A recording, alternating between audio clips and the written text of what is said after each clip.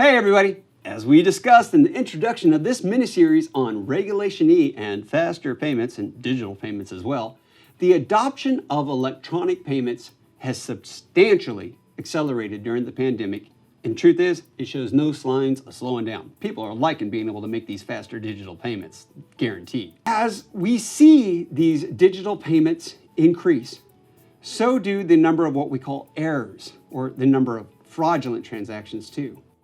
I saw in a TransUnion report recently that the rate of digital fraud attempts rose nearly 150% worldwide, but that was during the first 4 months of 2021 compared to the last 4 months of 2020. And to me, that's kind of crazy.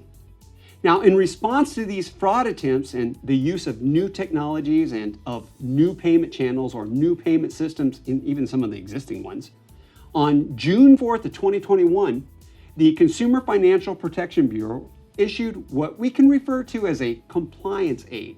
Okay, it's really an FAQ.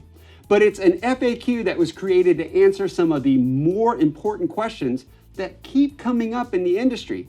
And it's also from consumer advocates, or questions that are coming from consumer advocates about how to apply the Electronic Funds Transfer Act, or EFTA, and how it implements what we call Regulation E to these faster digital payments.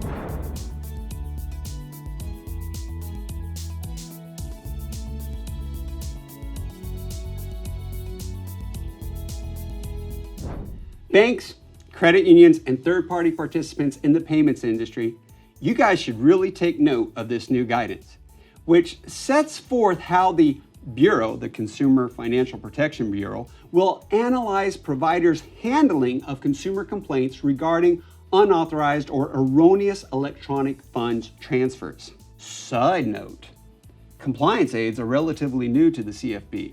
Other federal and state agencies, well, they have used them in various formats for years. The Bureau's policy on compliance aids became effective on February 27, 2020. Since then, the Bureau has issued 6 aids, including this one that we're discussing in this series. It's also important to note that the Bureau has explained in its policy statement on compliance aids, it's like it's got a policy on policies, right? That these documents are neither formal rules nor decisions binding on specific entities, but are intended to provide companies with practical guidance to be helpful, really, in the compliance professionals or stakeholders within the industry.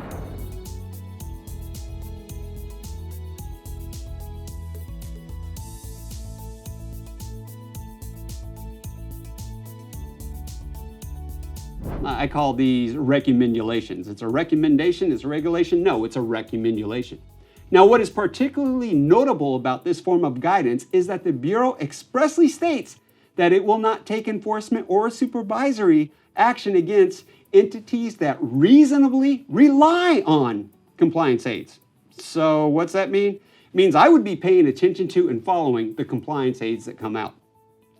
The Electronic Funds Transfer Act compliance related to digital payments, well, it's really not that new. It is something new that they came out with, but the Bureau has been focused on this area of the industry for some time. In fact, supervisory examiners have issued findings that some financial institutions have placed burdens and even barriers on consumers prior to conducting investigations of payment errors, and have even failed to appropriately stop automatic payments. In other words, it's something that's been happening in the industry for a while that we need to be aware of.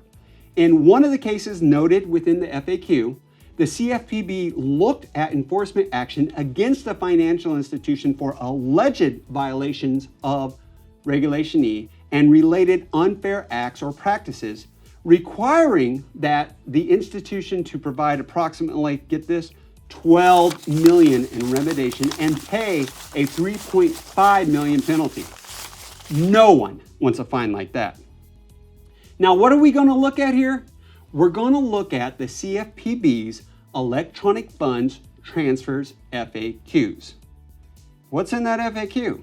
There are 8 questions, and of course, there are 8 answers, along with some examples that pertain to compliance with the Electronic Funds Transfer Act, or EFTA, and Subpart A to Regulation E. The unauthorized electronic funds transfers and error resolution is really one of the most important areas.